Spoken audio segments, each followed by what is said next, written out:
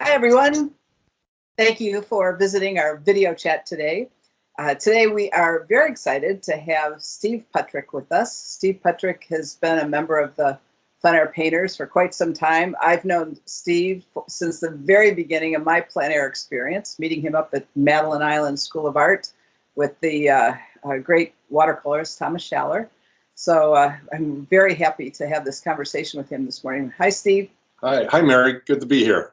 Oh, good. I'm so glad that we get a chance to get to know you, and I've taken classes from you and appreciate you as a teacher so much. I appreciate your art, but I think as a teacher, you are someone that really understands that. So I definitely will be asking you questions about what makes a good teacher and what people should be able to think about their mindset as they become a teacher. Sure.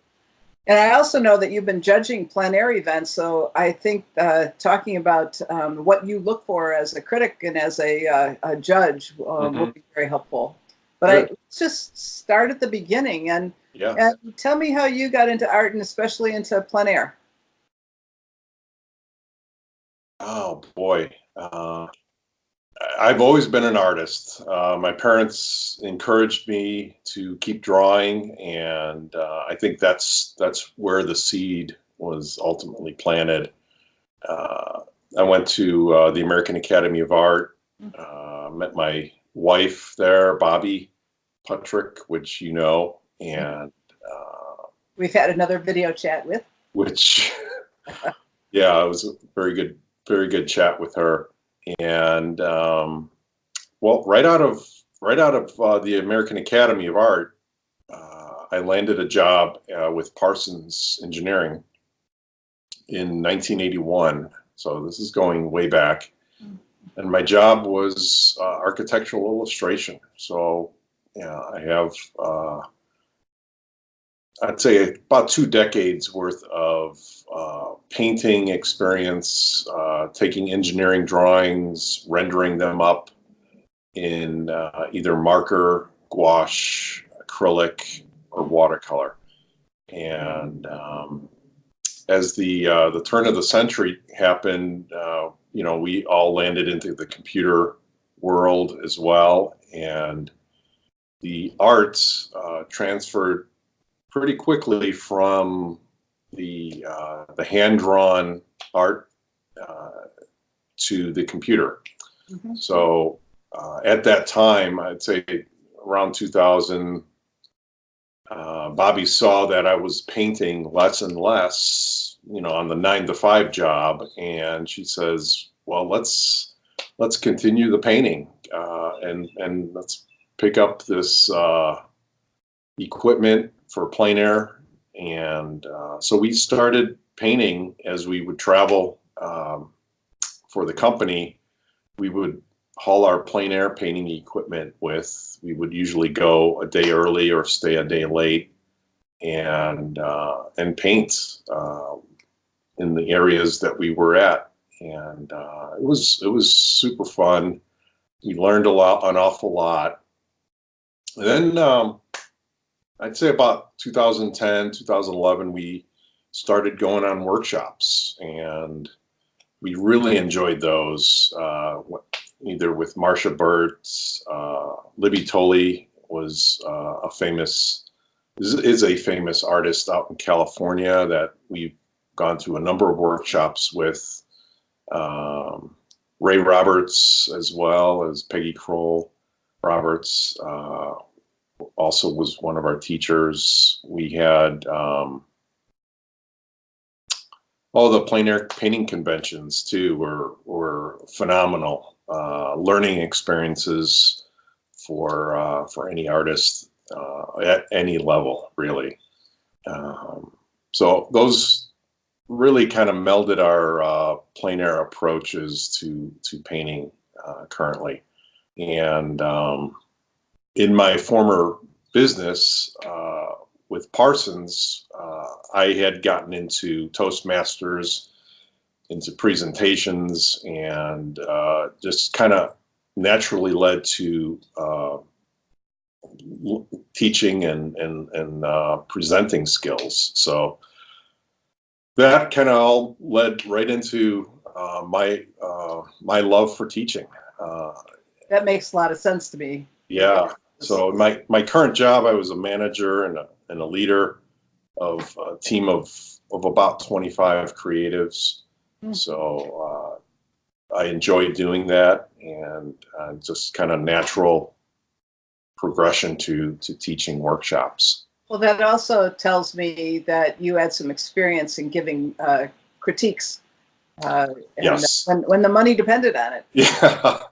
Yeah. And to say, with tact that this is not working, or this is incredible, you're doing a great job. You need to be aware and in the moment, always with couched in word of encouragement, because you don't want, as a teacher, you don't want to kill that spirit of an individual. There's always room for growth in an artist at any level, and we are all artists, and we're just at various levels. Steve, you paint in both oil and watercolor. Do you have a preference, or? I don't, actually. When I'm in watercolor, it's the best medium I know to create, those connections. When I'm painting in oil, it's a different mindset, slightly different mindset, but the overall concepts are the same. You're striving to create a really good design on a 2D surface, and you're trying to tell a story and in the best, most confident approach possible. So. And I know that you do more than plein air. I've seen some of your still lifes. So where does plein air fit into your overall body of work? Plein air is probably about 50% of the work. The other 50 is studio work and demos in the studio. So, but as the season is turning warmer, you'll see more plein air work come out. So how do you approach a painting? What's your beginning of a painting? Oh man, that's a great question. When I'm looking at a scene, it could be outside the window, it could be driving in the car. You're not necessarily equipped for painting at that time, but I'm trying to right now develop an awareness of shapes. And it's those shapes and those interconnecting shapes that really help compose a scene. And whether it's, landscape, still life, portrait, it could be anything, but it all starts with shapes. Mm-hmm. And that shapes that you're seeing really needs to speak to the artist, and it needs to speak to them in a way that creates a story in their heart. And because if the artist doesn't feel that story, that emotion, mm-hmm. The painting is just going to fall flat. It's all going to be about technique, and there's going to be no life ultimately in that painting. And so yeah, go ahead. When you get to that point, then do you have a process then that you normally start with? I do. And I use this in class. I use the acronym IDEAS. I is the intent. What's your intent in painting that scene? What's the why? And that dives right into story. Mm-hmm. So story right off the bat is number one, and it's why you're painting that scene in the first place. What's drawing you to make that painting? Because if you have a really solid why, all those 10,000 decisions that you're soon going to be making are going to be made with that foundation. So And the why is as much about sort of the subject, but it's also about what's in the scene. So the deeper values and things like that that you're looking for, the contrasts. it even goes deeper than that. It's like, well, I challenge my students to actually use personification in their scene to draw out human emotion uh, within the scene. So if you're painting a tree that's kind of all twisted and gnarly, and you see that maybe that tree has struggled in life, and so you're throwing human emotion on that tree, and you're pulling out during the painting process the pain and the struggle that you're using your imagination that tree might have gone through. There's a significant emotional feelings that are coming out of you as an artist while you're painting that scene, and there's a deeper connection that the person is feeling, and then ultimately the viewer with that painting. I remember painting with you in one of your classes at the Botanic Garden, in the bonsai garden, and Yes. finding I don't know, a several 100-year-old bonsai tree that reminded me of a soldier saluting. And Yes. I remember you, sort of talking about that sense. But also for me, it kept having that picture in my mind, helped me paint it then kind of with that personification. That was incredibly helpful for me. Exactly. And it's a work. You got to dive deep into the emotions of the artist, and when you start tearing up, that's when you hit the right nerve, and that's when the paint should start flowing from the brush. So after drawing and after the I and the D. The D is design, of Design. course. And I'll touch base when we talk about critiquing and judging art shows. Design is paramount. E is the emotion within the artist about that scene. We want to paint that emotion back into that scene so it reflects back to the viewer that's viewing the art ultimately. A is awareness. Being aware of in the moment and not thinking about, what are you going to be doing next week? You are totally present, 100% committed to in that scene at that moment. And very meditative. It's very meditative. And when it happens, the artist loses all sense of time and to some degree hearing, and because now there's music being played in your own head. You're in tune with the scene. You're just magic is happening. And then S is the final on ideas is simplification. The artist out there in plein air especially is just being inundated with detail to the nth degree, and simplifying the scene as much as you can so that the intent and the story come forward is I think central to a successful painting.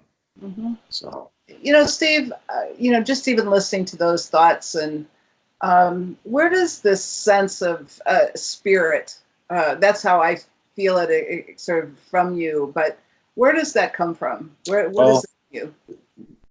It really comes from my faith in God, and as a creator,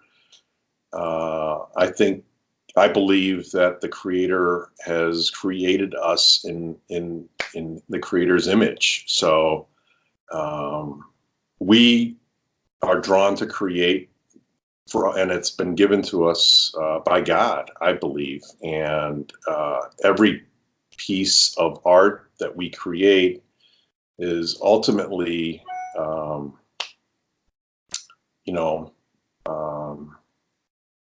or it could be a worship piece back to God in gratitude for giving us, you know, the vision and the sight that he's given us. So, Yeah, nice. so my faith in God is a very near and dear to me. My grandmother has always thought that I would be a priest, but maybe this is my ministry. It's definitely a ministry.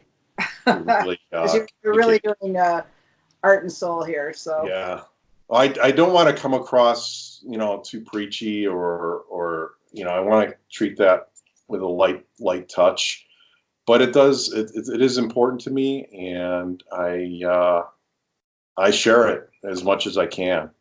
So well, I think in my own sense, I don't have a huge faith uh, background, but a faith system, I guess I would say, or religiosity. Maybe that's right. I really appreciate the spirit of it. I appreciate what that means because I think it's more whole person, which I think spirit is about. So anyway, Yes. it fits philosophically. It fits very well for me, no matter what the belief system is behind it. Yeah, exactly. Let me move us to talking about just and maybe this is a good time. I was going to have you talk about kind of how you finish a painting, but let's do it from that sense of you as the judge or critic.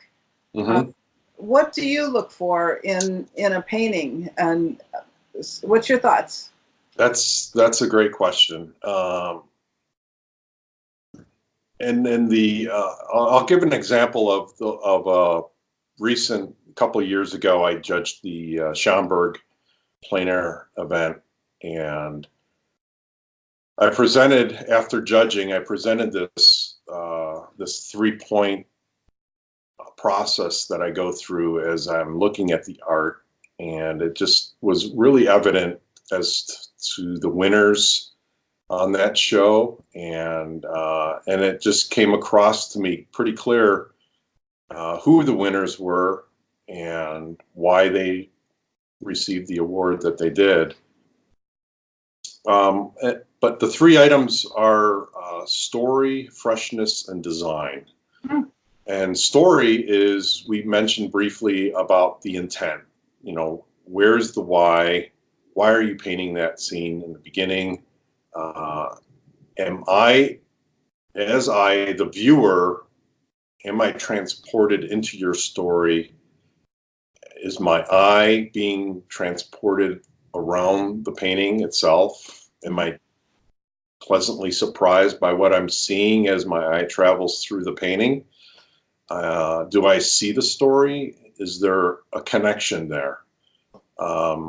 Some artists just go out to try to paint a pretty painting, a pretty scene, and I think that there's a little bit of ego in that. I can replicate that scene almost as good as a photograph. Well, to a certain extent, why do that when you have a photograph, camera with you?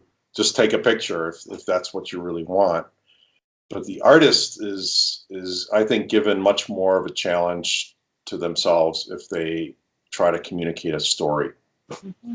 So I'm looking for story from each art piece I look at. The second item I want to look at is freshness, and some people call this confidence or courage or bravery in their approach to the brush work. You can see a piece of art that has been painted with timidity or fear, and it comes across ironically as busy brushwork. You'll see, and then there's a place for active brushwork and detail and all that, but you can tell an artist's emotional state by their brushwork. The brush really never lies. And if there is confidence and courage in those brushstrokes, they're going to come across truthfully to the painting. And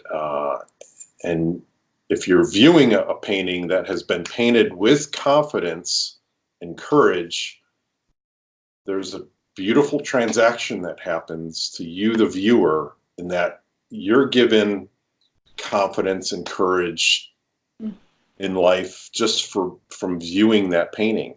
So it goes from the artist's bravery to the painting, to the painting, to the viewer's mindset. And likewise, in the exact opposite, if a painting has been painted with fear and timidity, that comes across too. And it's little busy brushwork. It's just the dabbing, the mindless dabbing that happens when you're just not aware of what you're putting down on the canvas. You're thinking about something you got to do next week, or you just lose all track. Well, it seems to me. Yeah, go ahead. It seems to me, with your sense of ideas, with that eye of intention, that holding the intention all the way through makes a big difference in terms of that brushwork. Then that's huge. Yeah, it does. Mm-hmm. And then the third item I look for is design. Is there a strong design, or center? Is there a certain center of interest that I am looking at that holds my attention? I like to call the center of interest the hero of the painting or the story.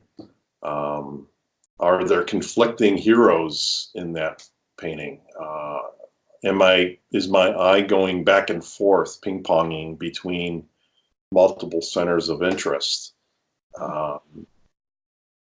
And so just pay attention to design. It's so important. And I tell my students, if you have $100 to spend to improve your art skills and your art, or to bring you up to another level, spend $80 on design and the $20 on, better equipment or better paint or better, whatever. But design will carry you so much farther than, a brush or paint ever will. Let's talk about your students, or what's the mindset a student should bring to a class? I look for, or I encourage the students to come to class with an open mind to learn.